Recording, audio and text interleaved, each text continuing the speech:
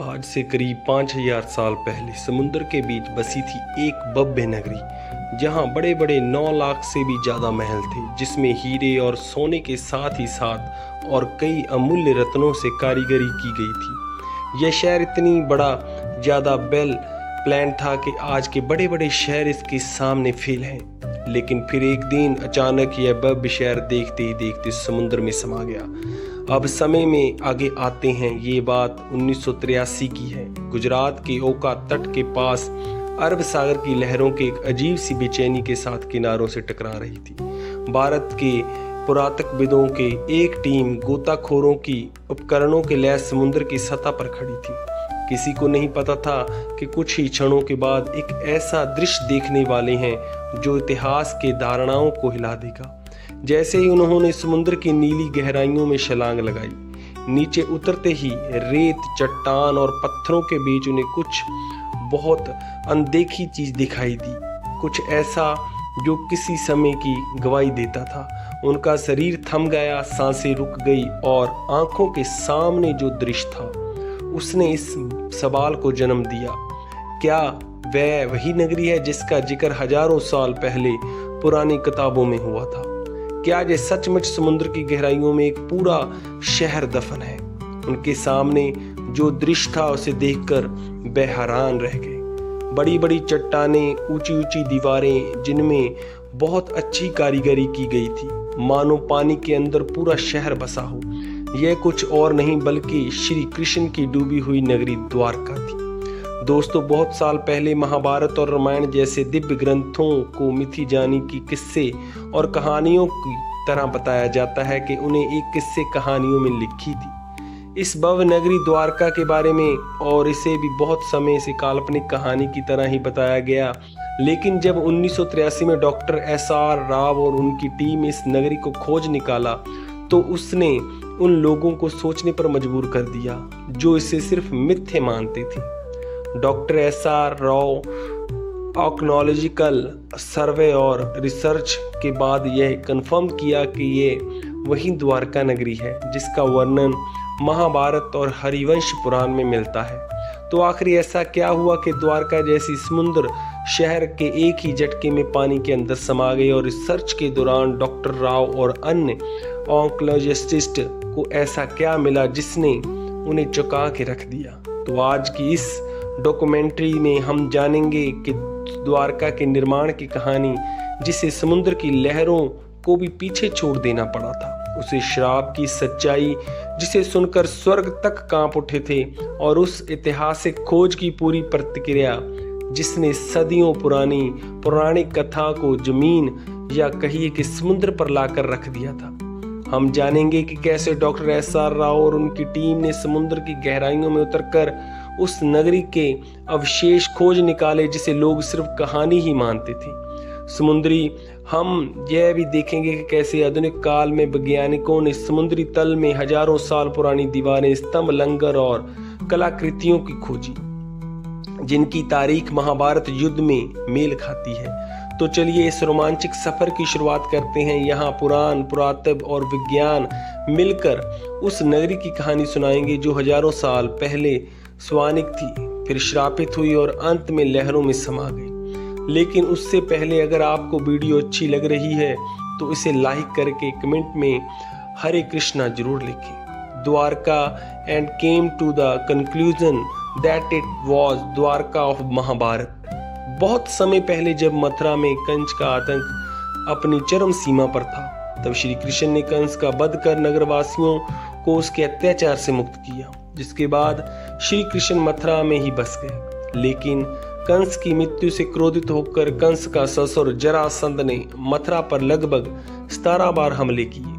हालांकि इन हमलों में जीत श्री कृष्ण की हुई, पर बार बार इन हमलों से परेशान होकर श्री कृष्ण ने मथुरा छोड़कर चले जाना ही उचित समझा, और इस निर्णय से उन्हें प्रेरित किया कि एक असाधारण नगरी के निर्माण करने का, जो द्वारका। श्री कृष्ण समुद्र तट पर गए और समुद्र देव से प्रार्थना की कि हे वरुण देव, मुझे मेरी प्रजा के लिए शांति और सुरक्षा चाहिए। मुझे अपनी गोद में से एक टुकड़ा भूमि दो, यहाँ मैं एक नई नगरी बसाऊं। वरुण देव मुस्कुराए और उन्होंने श्री कृष्ण को समुद्र के बीच 12 योजन यानी कि लगभग 153.6 किलोमीटर भूमि दान में दी। जिसके बाद गॉड ऑफ ऑक्रेटिक्ट यानी कि भगवान श्री विश्वकर्मा जी को इस नगरी के भव्य निर्माण का कार्य सौंप दिया गया।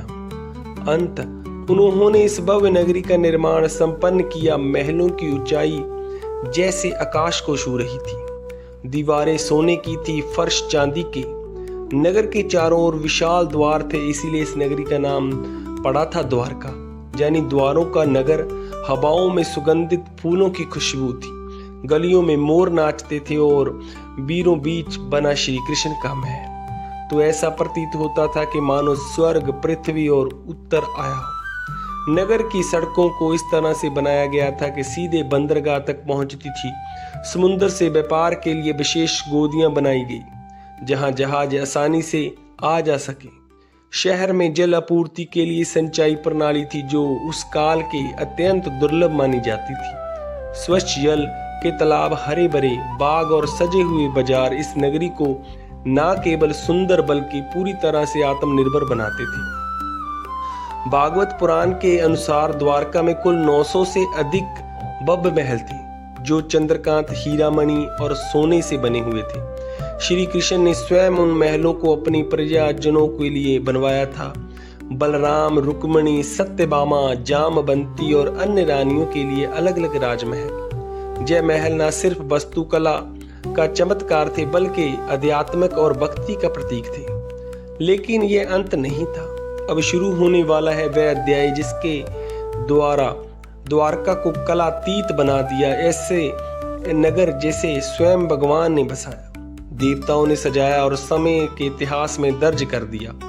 लेकिन यह निर्माण होते ही वही विनाश भी इंतजार करता है। द्वारका की यह स्वर्ण गाथा आगे चलकर ऐसे श्राप की छाया में डूबेगी जिसकी कल्पना तक भी नहीं की जा सकती।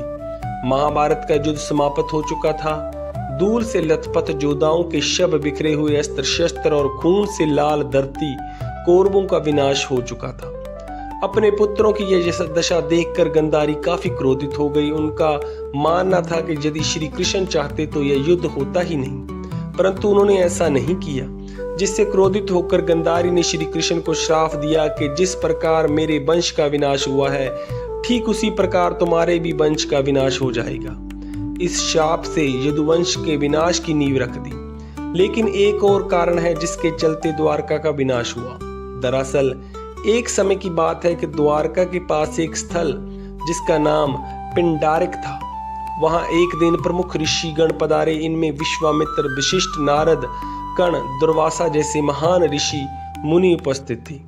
उन ऋषियों को देख श्री कृष्ण ने पुत्र सांब और उसके कुछ मित्रों ने मिलकर शरारत करने की सोची।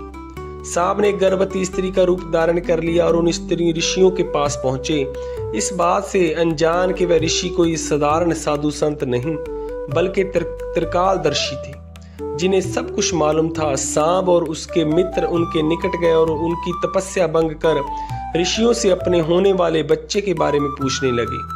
अपना इस तरह का अपमान होते देख मुनिगण गुस्सा हो गए और उन्होंने सांब को यह श्राप दिया कि तुम एक लोहे के मूषर को जन्म दोगी जो यदुवंश के विनाश का कारण बनेगी। सांप और उनके साथी भयभीत हो उठे। उन्होंने माफी मांगी पर अब कुछ नहीं हो सकता था। कुछ दिनों बाद वही हुआ जो भविष्यवाणी की गई। जब सांब सुबह उठा तो उसके कपड़ों में एक भारी भरकम मूषल मिला। यह दृश्य देख यदुवंशी चिंतित हो उठे और जब यह बात श्री कृष्ण के नाना राजा उग्रसेन को पता चली तो उन्होंने मूषल के छोटे छोटे टुकड़े करा समुद्र में फेंकने का आदेश दिया। और जैसे ही वह टुकड़े समुद्र में फेंके गए एक विशाल मछली ने वह टुकड़े खा लिए। कुछ समय बाद जब कुछ मछुआरों ने इस मछली को पकड़ा और जब उसे काटा गया तो उसके पेट से लोहे के टुकड़े मिले। उन मछुआरों ने वह टुकड़े एक जरा नामक शिकारी को बेच दिया। अब वह शिकारी इन टुकड़ों से अपनी तीर बना रखा था और दूसरी ओर द्वारका में स्थित धीरे धीरे खराब होने लगी। गांधारी के श्राप का असर दिखाई देने लगा था। जैसे जैसे समय बीतता गया यदुवंश के लोगों में अहंकार बढ़ता गया। भोग विलास, मदिरा, दुराचार, धर्म और मर्यादा का स्थान ले लिया था। नैतिकता का समाप्त हो चुकी थी। फिर एक दिन जिसे आज भी प्रवास तरकाल के नाम से जाना जाता है, यदुवंश के वीरों ने समुद्र के किनारे एक उत्सव आयोजित किया। शराब, घमंड और गाली गलौज से मिलकर उस उत्सव को युद्ध भूमि में बदल दिया। वे आपस में ही लड़ने लगे। जिन हथियारों से उन्होंने युद्ध जीते थे, उन्हीं से वे एक दूसरे को मारने लगे। श्री कृष्ण समझ चुके थे कि अब विनाश निकट है, जिसके पश्चात वे वन की ओर चल पड़े और वहां एक वृक्ष के नीचे विश्राम करने लगे। तभी वहां एक शिकारी पहुंचा, जिसने उस मूसल के टुकड़े से तीर बनाए थे। उस शिकारी ने श्री कृष्ण को हिरण समझकर उन पर तीर चला दिया। जैसे ही तीर श्री कृष्ण के पैर में लगा, उन्होंने जयलोक त्याग दिया और उन्हें मृत्यु के साथ ही पूरी द्वारका नगरी पानी में समा गई। इस प्रकार द्वारका का भव्य वैशाली अध्याय समाप्त हुआ। वह नगरी जिसे स्वयं भगवान ने बसाया था, जिसने एक युग देखा था, अब वह रह गया केवल शास्त्रों के पन्नों में और समुद्र की खामोशी में छिपी एक अमर स्मृति के रूप में। लेकिन क्या ये अंत है? क्या हुआ श्री कृष्ण की मृत्यु के पश्चात और क्यों श्री कृष्ण आज भी जिंदा है? अर्जुन ने क्या भूमिका निभाई?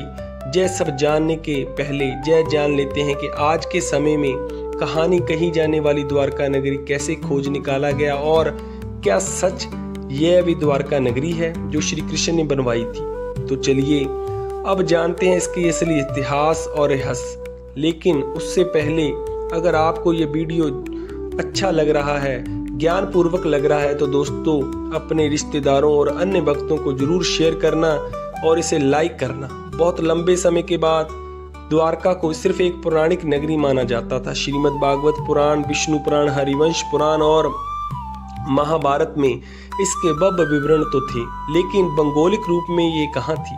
यह रहस्य बना हुआ था। अधिकांश विद्वान मानते थे कि यह एक धार्मिक कथा बस है, कोई ऐतिहासिक सच्चाई नहीं। लेकिन यह सोच पहली बार 1930 के आसपास हिली, जब गुजरात के सौराष्ट्र इलाके के कुछ मछुआरों और गोताखोरों ने समुद्र के अंदर अजीब पत्थरों और ढांचे को देखने की बात बताई।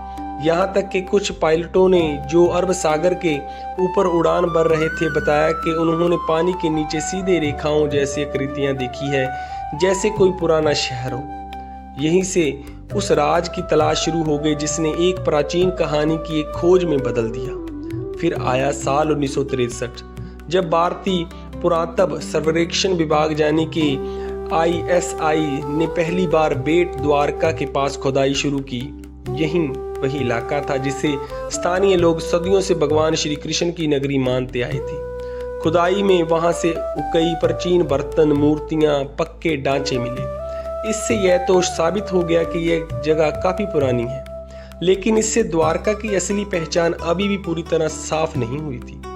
इसके कुछ साल बाद 1970 के दशक में एक और बड़ा सुराग मिला। जामनगर के सरकारी रिकॉर्ड में एक प्राचीन ताम्रपत्र पत्र का जिक्र था, जो करीब 6वीं शताब्दी का बताया गया। यह ताम्रपत्र सिद्धांत नाम के राजा से जुड़ा था और उसमें साफ साफ लिखा था कि जब भगवान श्री कृष्ण निवास करते थे, यह ऐसा महल पहला ऐतिहासिक दस्तावेज था जिसमें धर्म और इतिहास आपस में जुड़ते नजर आए।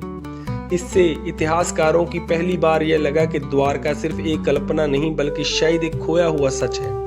इसके बाद इस खोज की सही दिशा TSR राव ने, वे SI के विशिष्ट अधिकारी थे और भारत की शुरुआती समुद्र पुरातत्वविदों में से एक माने जाते थे। उन्हें महाभारत और पुराने ग्रंथों की बात पर भरोसा था। उन्होंने उन विवरणों की तुलना आधुनिक समुद्री नक्शों से की और पाया गया कि अगर द्वारका सच में कभी बसी थी तो वह गुजरात के पश्चिमी तट पर ही रही होगी। यही सोच से 1979 में भारत में पहली बार समुद्र के नीचे पुरातात्विक खोज की नींव रखी गई। डॉक्टर राव ने गोवा स्थित नेशनल इंस्टीट्यूट ऑफ ओशनोग्राफी यानी कि NIO की मदद ली और एक नई खोज का अभियान शुरू किया। यह काम आसान नहीं था। ना तो उस दौर में भारत के पास अच्छे उपकरण थे और ना ही आधुनिक तकनीक। फिर भी उन्होंने स्थानीय मछुआरों, गोताखोरों, पुरानी नावों की शुरुआती सेनार तकनीक की मदद से समुद्र के अंदर छिपे राजा को ढूंढना शुरू किया। और इस दौरान समुद्र की सतह के नीचे उन्हें कुछ ऐसे ढांचे दिखाई देने लगे जो कुछ किसी भी नजरिए से प्राकृतिक नहीं लगते थे। वहां पत्थरों की लंबी दीवारें थी, बड़े बड़े खंबे थे और ऐसा लंगर भी मिले जो साफ बताए थे कि कभी यहाँ आते जाते रहे होंगे। जानी यह जगह एक पुराना बंदरगाह रहा होगा, लेकिन यह तो बस शुरुआत थी, असली खुलासे तो अभी बाकी थी। 1979 की खोज के एक ऐसा दरवाजा खोल दिया था जिसके पीछे छुपी हुई एक बहुत पुरानी, लगभग भूली हुई कहानी अब 1980 के दशक में इस कहानी को सच साबित करने में जिद बन चुका था। और इस जिद की सबसे बड़ी वजह थी doctor SR Rao. Doctor Rao को महाभारत और पुराणों में लिखी बातों पर पूरा भरोसा था। उन्होंने उन ग्रंथों के नक्शों और विवरणों को पढ़ा, समझा और फिर आधुनिक समुद्री मानचित्र से मिलाया। उन्हें यकीन था कि श्री कृष्ण की वो नगरी जिसे दुनिया की बस एक कहानी मान लिया था, वह कहीं न कहीं अरब सागर के नीचे आज भी मौजूद है। लेकिन उनका यह सफर बिल्कुल भी आसान नहीं था। उस समय भारत में समुद्री खुदाई यानी कि मारीन आर्कियोलॉजी एक बिल्कुल नया क्षेत्र था। ना सरकार के पास ऐसा इस काम के लिए पर्याप्त पैसा था और ना वैज्ञानिकों को इस बात पर भरोसा कि समुद्र के नीचे कोई शहर भी हो सकता है। बहुत सारे लोग इस प्रयास को बस धार्मिक सोच का हिस्सा मानते थे। कोई लोग ने डॉक्टर राव से कहा, पौराणिक कथाओं के इतिहास से जोड़ने का कोई क्या फायदा। लेकिन उन्होंने कभी हार नहीं मानी। डॉक्टर राव ने SI और गोवा के नेशनल इंस्टीट्यूट ऑफ ओशनोग्राफी के साथ मिलकर एक समुद्री अभियान शुरू किया। इंडियन नेवी ने गोताखोरों को भी मदद ली गई, लेकिन चुनौती सिर्फ यही नहीं थी कि लोग विश्वास नहीं कर रहे थे। असली मुश्किल थी टेक्नोलॉजी और संसाधनों की कमी। उस समय भारत के पास इतने संसाधन नहीं थे। उस समय ना तो सोनार जैसी आधुनिक तकनीक थी और ना पानी के अंदर काम करने वाली रोबोटिक्स डिवाइस को अपने हाथों में समुद्र की सतह पर टटोलना पड़ता था। 1980 के दशक में यानी लगभग 40 साल पहले समुद्र में जाकर खुदाई करना कोई आसान काम नहीं था। इसके लिए aquanauts, divers, oceanograph, under water photographers, historicist, geologist और बहुत से टेक्नीशियंस की जरूरत होती थी।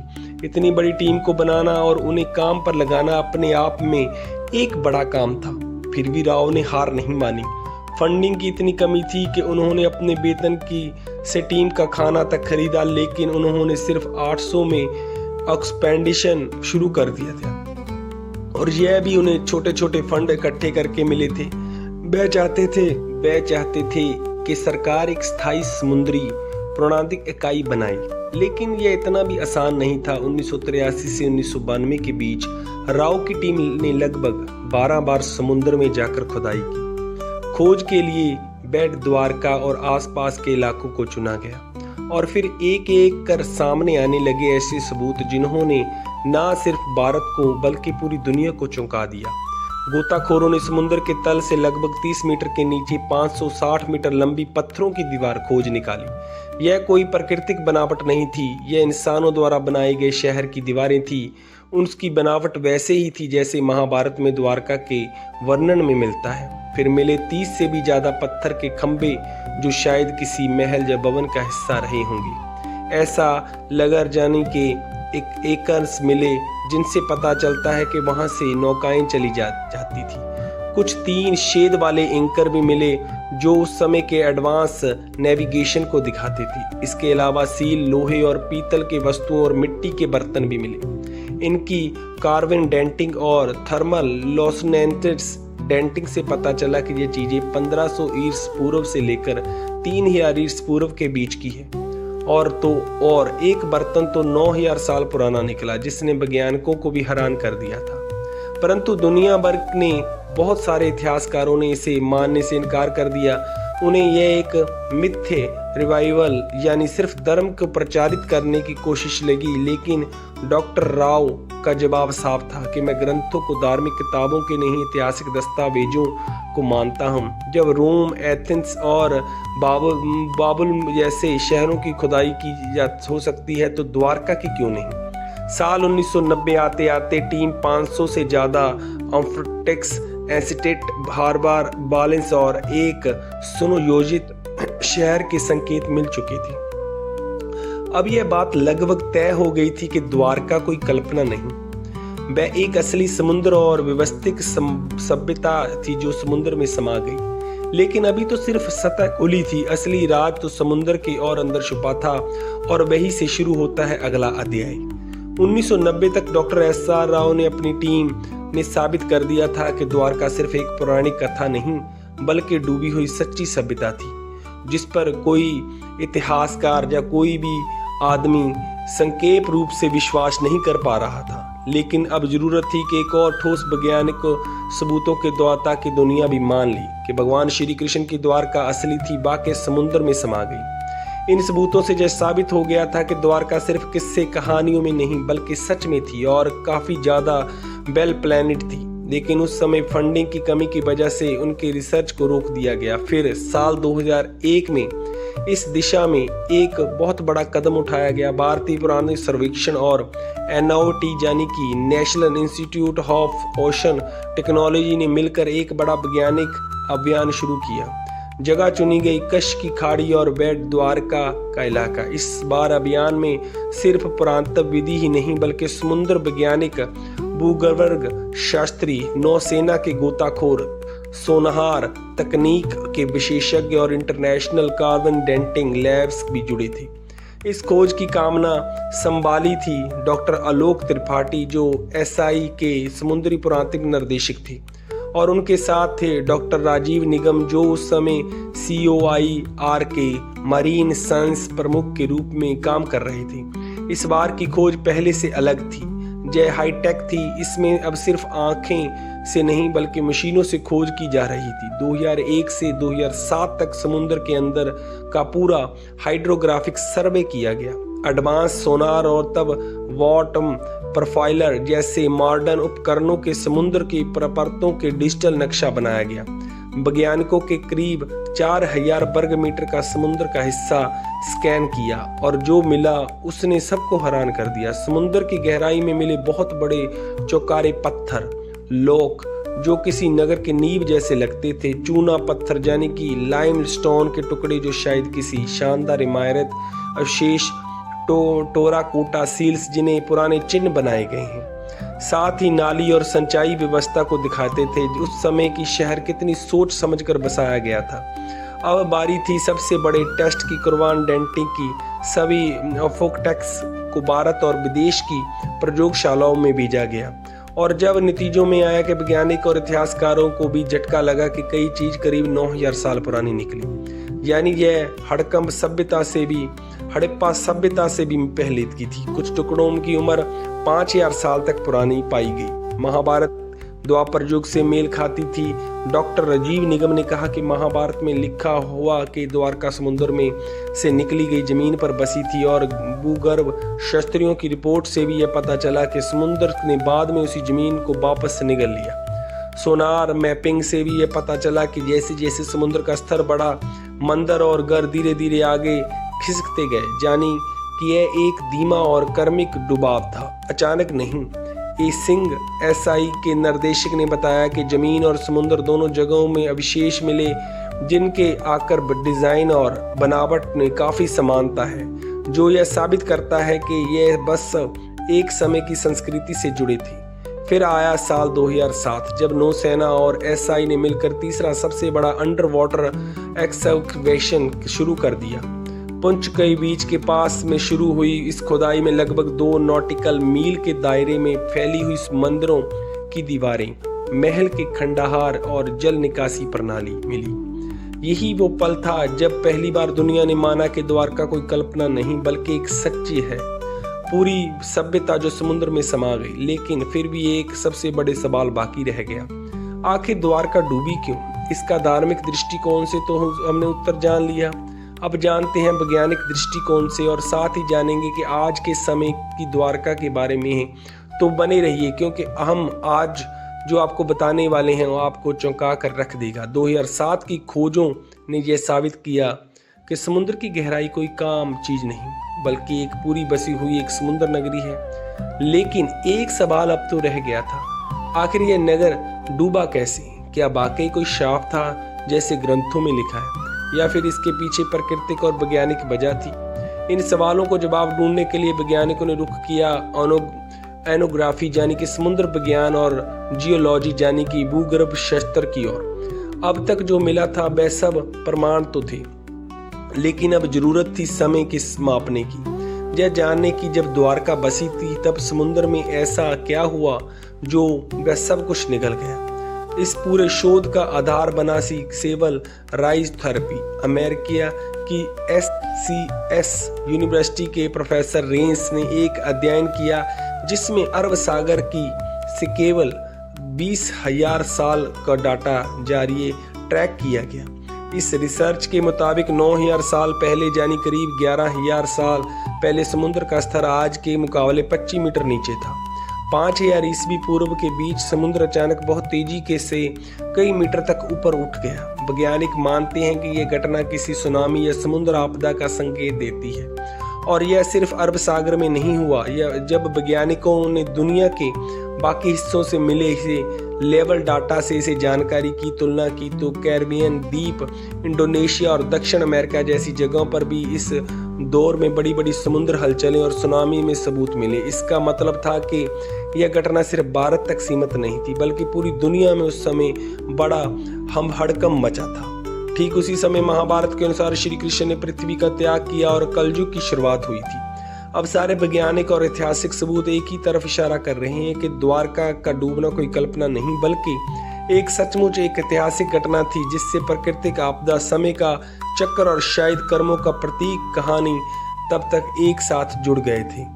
साल 2024 में जब भारत सरकार ने इसे पूरे रहस्य को दुनिया के सामने लाने का फैसला किया तो 25 फरवरी 2024 में प्रधानमंत्री नरेंद्र मोदी खुद गुजरात के पंच के बीच पहुंचे। उनके साथ ही भारतीय नौसेना, SI, NIOT और वैज्ञानिक की एक टीम स्कूबा डाइविंग से समुद्र की गहराइयों में जाने वाली थी। वहीं श्री कृष्ण की नगरी कभी खड़ी थी या कोई आम ड्राइव नहीं थी, ये इतिहास के साक्षीदार थे।